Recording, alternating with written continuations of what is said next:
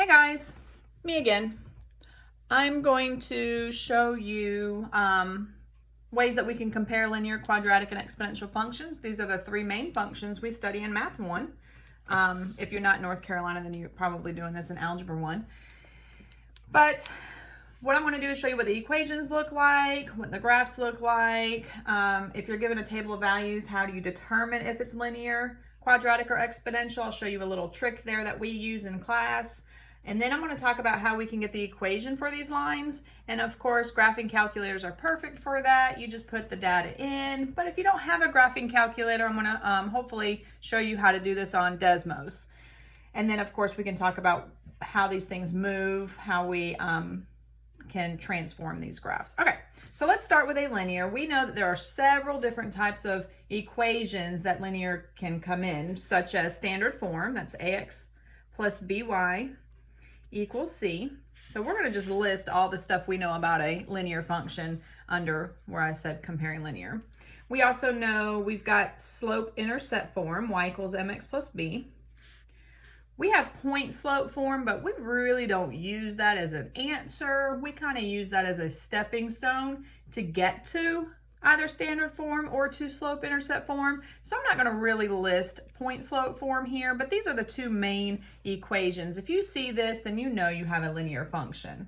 And of course, we know that this makes a line when it's graphed. Your line could be positive. Your line could be negative. And of course, if it's vertical, it's undefined. That's not really a function. And then you have your horizontal line, which is zero slope. And of course, we all know what this makes, don't we? That's right, Mr. Slope Guy. So anyways, we have linear functions, they're lines. The word linear contains the word line. There you have it. If you're given a table of values, let me just create a quick table of values here. Just going to put my x's on top. That's generally where they go. And so I'm just going to put some numbers in here, definitely not random numbers, because if it was, then it probably wouldn't be a linear function. So this is already something I have pre-planned. Not making this off the top of my head because it probably wouldn't work. All right, so here's a table of values. And what I tell my students is we look at the y values. I don't really care about what's going on with the x per se, but we're going to focus in on the y. So we're going to look for the pattern. So how does -2 turn into a 2, to a 6, to a 10? And I know some of you guys are shouting at the video right now going, you're adding 4, you're adding 4, and you're absolutely correct. The pattern here is that we're adding 4. So if you look each time, it's increasing by 4. So that's the pattern. So if your pattern is adding or subtracting, if it has what's called a common difference, then it's a linear function. So it's got to have a common difference. And that would indicate a linear function. So if you're adding or you're subtracting, then you know you've got a linear function. And how do I get my equation for that line? Well, there's one way you can look at this and you can say, well, obviously my change is 4, so it's got to be my slope. And you could always find your slope by picking 2 points in the table. And you can do y minus y over x minus x. And that would give you your slope. Take that slope value, plug it into point slope form, and solve for y. That is definitely something we've studied. We know how to find the equation of a line given a table of values. Find slope, point slope, solve for y. Then of course you can put this in the calculator. If you had a graphing calculator, I'm going to show you real quick with my handy dandy calculator here. So you would go to Stat Edit, clear out your list, which I've told my students many times, you hit clear, don't hit delete, because that will delete the whole list. So under L1, we would enter in our x values. Under L2, we would enter in our y values. Once you've got that entered in, you'd go over to Stat, you'd go over to Calc, and because we've decided this was a linear function, you're going to choose option 4, which is linear regression. Our x's are in L1, our x's we put in L2, so that information there is correct. I'm not going to store my equation anywhere. We're just going to come down to calculate, and there's my equation. Y equals 4x plus 6. And you can do this on Desmos as well, and I'm going to send out a tutorial, or actually it's just an explanation that tells you how to put this into the Desmos, because it's very similar, but there's little menu bars you have to go find, which I'm still researching Desmos, so we'll come up with a video for that one possibly too.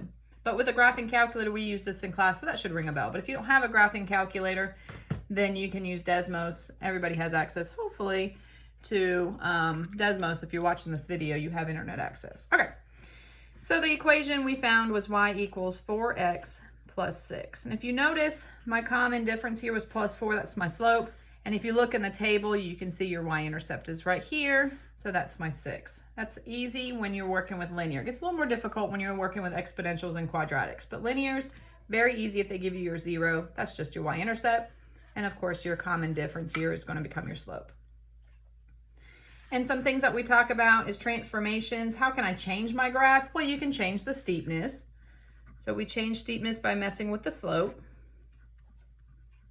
So change steepness by changing slope. The bigger your number is, the steeper your slope. The smaller your number is, the flatter your line is, the less steep your slope is. And of course, the negative just flips your line. If it's negative, it just ends up rising to the left. If it's positive, it rises to the right. And then another thing that you can do is you can change your y-intercept. So to move your graph up or down, to shift graph up or down, you do this by changing the y-intercept.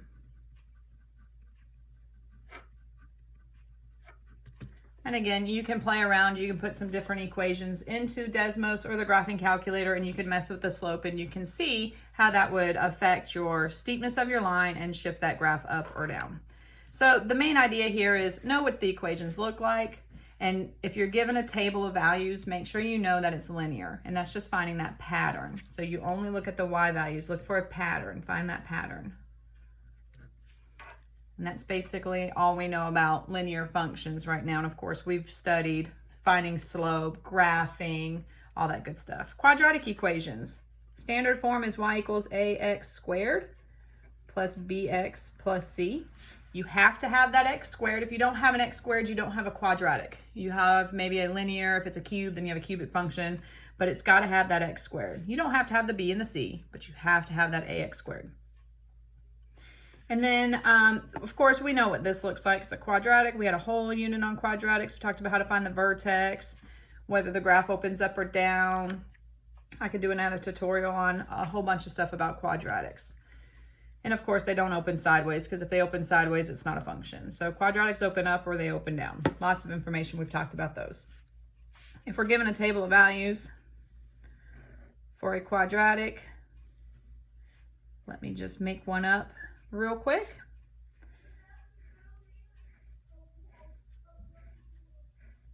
See if I can squeeze all my numbers in here. We got -1, 0, 1, 2, 3, 4. And then we've got 16, 2, -2, 4, 20, and 46. Ooh, squeezed that one in there, didn't I? Let me zoom in a little bit so you guys can see that. Again, we're going to look for the pattern about the y's. And of course, my students are like, it's not doing anything. It's not adding, you're not subtracting, it's all over the place. And so usually, because these are the only 3 functions we study in Math 1, I tell my students if it's all over the place and there's not a clear pattern, it's quadratic. And the reason is because it's got what is called a common second difference. If I were to find the difference between these two numbers, those two numbers, lost my arrow here, these two numbers, these two numbers, and these two numbers, and then I find the difference again. So the difference between 16 and 2, 16 take away 2 is 14. 2 take away -2 is 4. -2 take away 4 is -6. 4 take away 20 is -16. 20 take away 46 is -26. No pattern there. If I subtract again, though, you'll see what happens. What's 14 take away 4? 10.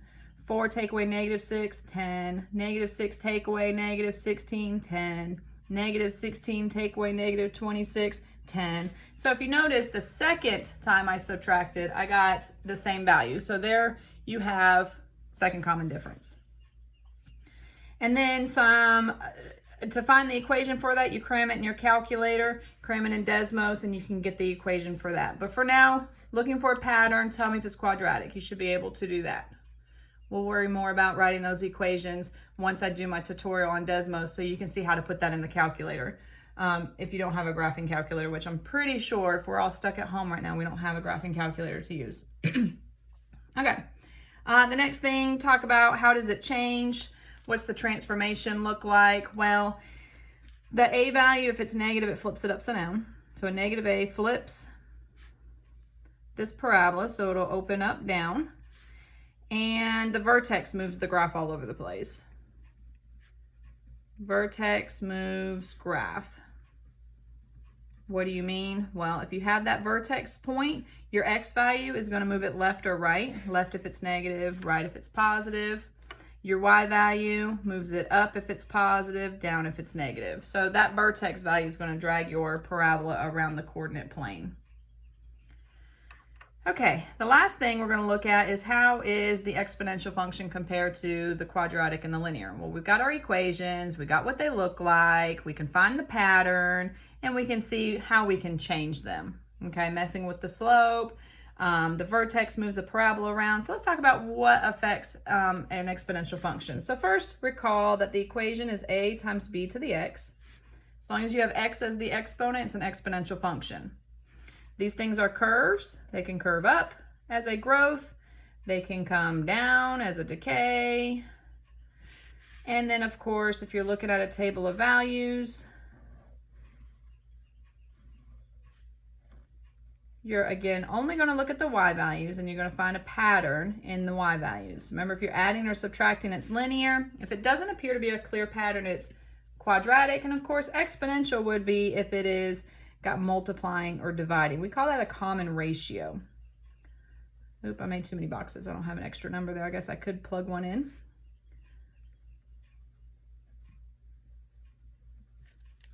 So if you take a look here at this table of values, and we're looking at the y values. So 1/9 becomes 1/3, 1/3 becomes a 1, 3, 9.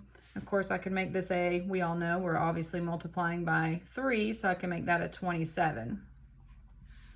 So the pattern here is we are multiplying by 3. So this has a common ratio, which makes it an exponential function. Oops, and a common ratio could be multiplying or dividing. So if the pattern is multiplying or dividing, then it's a common ratio, which makes it an exponential function. And then, so what moves this graph around? Of course, negative a flips the curve. Some other things we know about it is k. From my other tutorial, the asymptote, the k value, the electrical fence, that is going to move your graph up or down. This will shift the curve or the graph up if it's positive, down if it's negative. So this k value is whatever is outside of that ab to the x. And that's basically it with looking at the 3 types of functions we study in Math 1. You've got linear, quadratic, exponential. This is what the equations look like.